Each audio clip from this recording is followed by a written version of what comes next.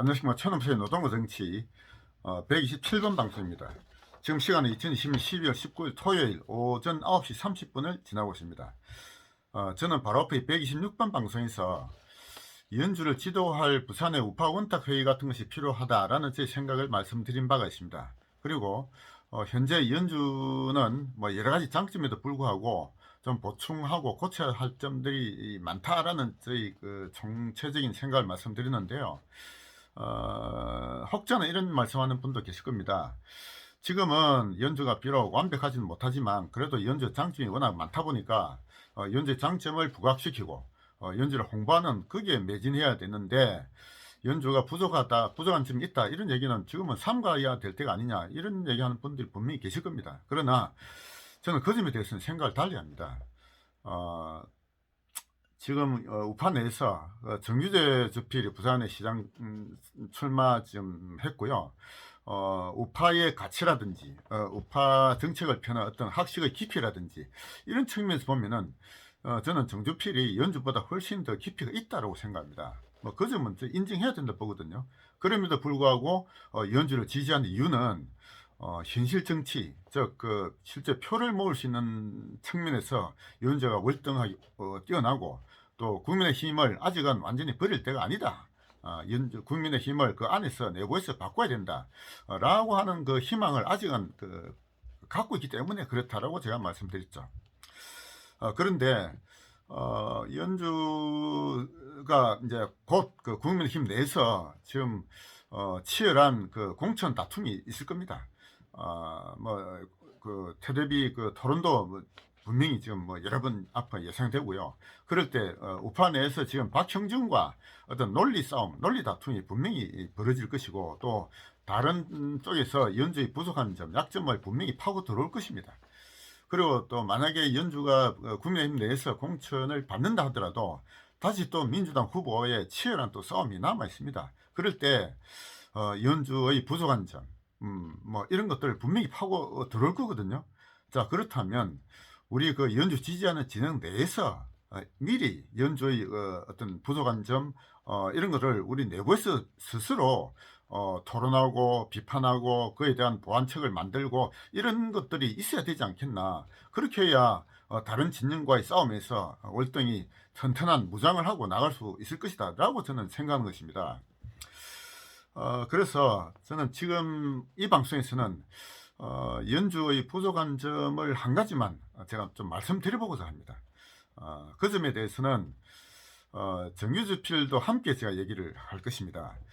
정주필이 얘기한 중에 부산의 어떤 그 정치권을 비판하면서 YS 김영삼은 참 민주화 운동하는 뭐 참 뛰어난 정치인인데 그를 물려받은 후배 정치인들이 완전히 부산을 뭐 말아먹었다 뭐 이런 얘기를 하고 있죠. 그리고 또 이제 그 연주도 최근에 시장에 당선되면은 YS 기념관을 짓겠다 이런 얘기 한 적이 있었습니다. 그래서 저는 이제 과연 김명삼이라는 인물에 대한 우파 진영 내에서 평가가 과연 어떠한 평가가 되어야 될 것인지에 대한 말씀을 좀 드려보고자 합니다. 저는 연주가 YS 기념관 짓겠다라는 것은 아주 잘못된 얘기라고 생각합니다. 그것이 연주 혼자의 생각인지 아니면은 연주를 지지하고 지휘하는 그 정책 그룹이 만약 있다면 거기에서 정책 그룹에서 어떤 그 토론을 통해서 만들어낸 그런 정책인지 저는 의심스럽습니다.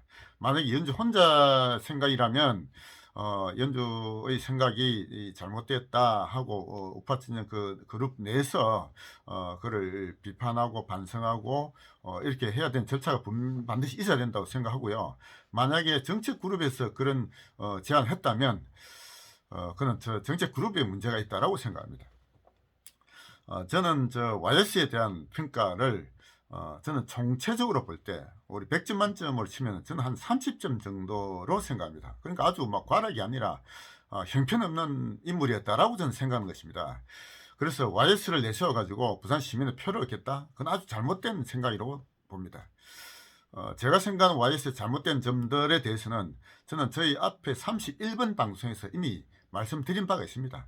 그런데 오늘 다시 한번 YS에 대한 평가를 제가 나름대로 해보겠습니다. YS도 뭐 한 30점 정도니까 30점 정도는 잘한 점도 있겠죠. 그러나 잘못한 점이 훨씬 더 많다. 그래서 이 방송에서는 제가 생각하는 잘못된 점들만 몇 가지 조목조목 말씀드려보고자 합니다.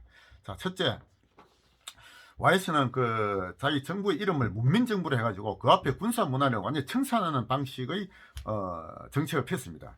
그래서 전두환 노태우 정권을 완전히 부정했을 뿐만 아니라 박정희부터 시작한 군사 문화를 완전히 뿌리 뽑자라고 이제 했던 것이죠. 그러면서 우리 일반 국민들에게 박정희부터 시작했던 우리 군사 문화 이 자체가 완전히 잘못된 것이다라는 인식을 심어줬죠. 그러면서 민주화 운동에 대해서 아주 뭐 잘한 것처럼 이렇게 포장했던 것입니다. 그런데 저는 그 점에 대해서 이거는 지금 그런 시각이 잘못됐다라고 저는 봅니다. 싱가포르를 세계 1등 국가로 만든 리콴유 수상이 가장 존경했던 인물이 박정희라고 하지 않습니까? 그리고 리콴유가 우리 한국에 와서 한국에서 가장 부러워했던 것이 뭐냐라고 했을 때 우리 한국의 젊은 남자들이 다 군대 가는 거, 그걸 가장 부러워했다고 하더라고요. 저도 그 말 듣고 참 처음에 깜짝 놀랐습니다. 뭐 군대 가는 걸 그래 부러워한다? 그런데 그런 관점이 과연 어디서 나왔을까? 일콴유의 입장에서 한번 생각해 보자라고 해보니까 뭐 그럴 것 같다라는 생각을 저도 하게 됐습니다. 5.16에 박정희가 5.16을 그 일종 쿠데타를 일으킬 당시에 사실 우리나라에서 가장 앞선 가장 그 뛰어난 집단이 사실 군사 그 장교 집단이었죠. 그거를 지금 돌이켜 생각하면은 뭐 그건 당연하다고 생각합니다. 그리고 그 당시에 우리 국민들 이끌어간 어떤 그 독재 권위주의 정책을 물론 폈지만 과연 독재와 권위주의가 반드시 나쁘냐?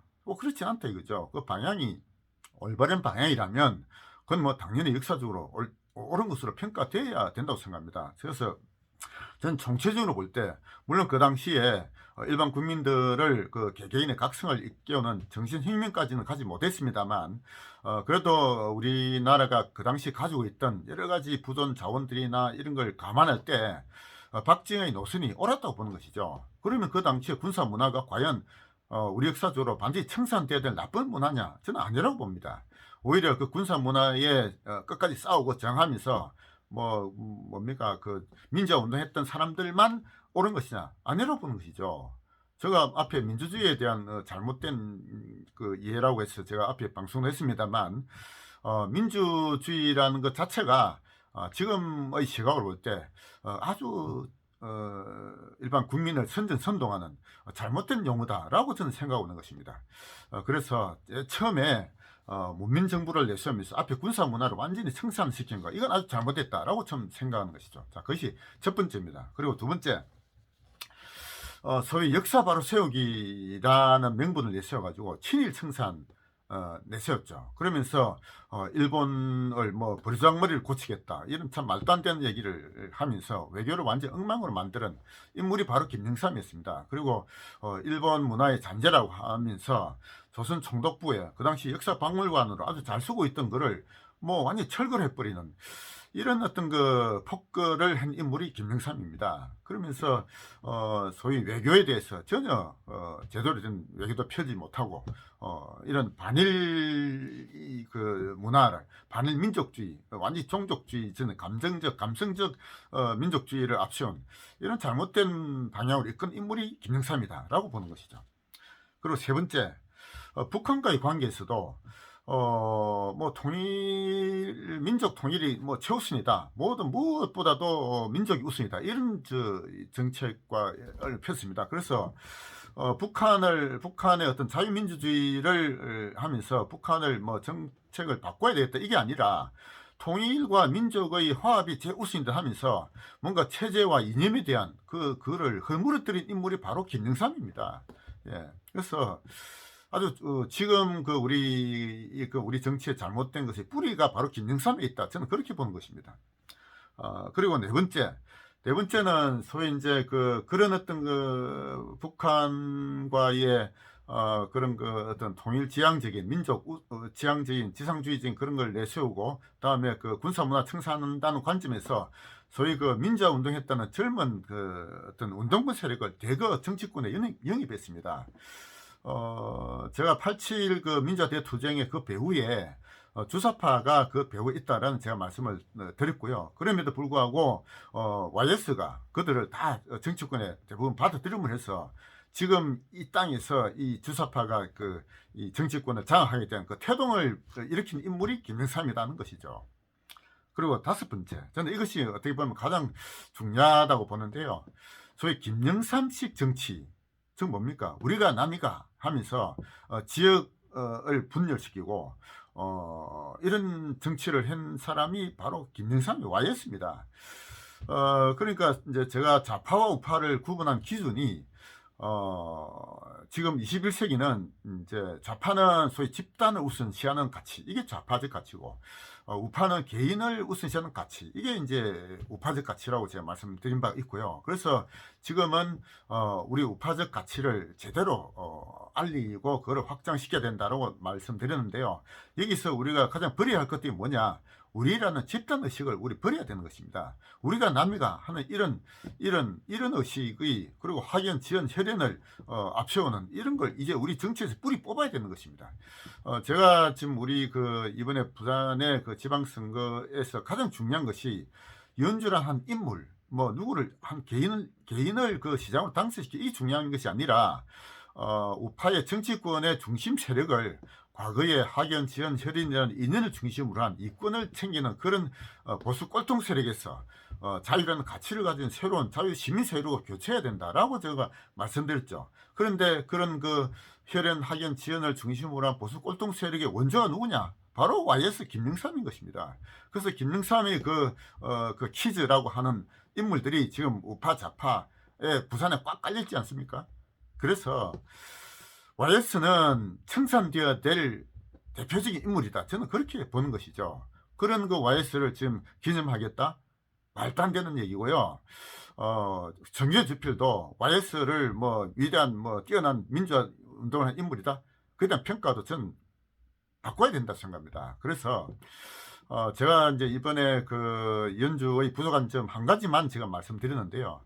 어쨌든 제가 이렇게 말씀드리는 거는 그래도 연주를 시장으로 만들고 대통령으로 만들기 위해서 연주 부족한 점을 좀 보충시키고자 하는 것입니다. 그래서 우파의 어떤 그 지도자 그룹이 연주의 부족한 점을 지도하고 이렇게 좀 다듬어 가면서 앞으로의 상대 진영과 싸울 수 있는 그런 뛰어난 인물로 만들어 가고자 하는 것이 저희 바람인 것입니다. 예, 그래서 저희 충정을 이해해 주시고 연주나 연주 주변에 있는 인물들도 그런 좀 뭡니까 좀 배우는 자세, 예, 뭔가 이런 다른 사람의 말에 귀 기울이는 자세, 이게 저는 아주 중요하다고 생각합니다. 감사합니다.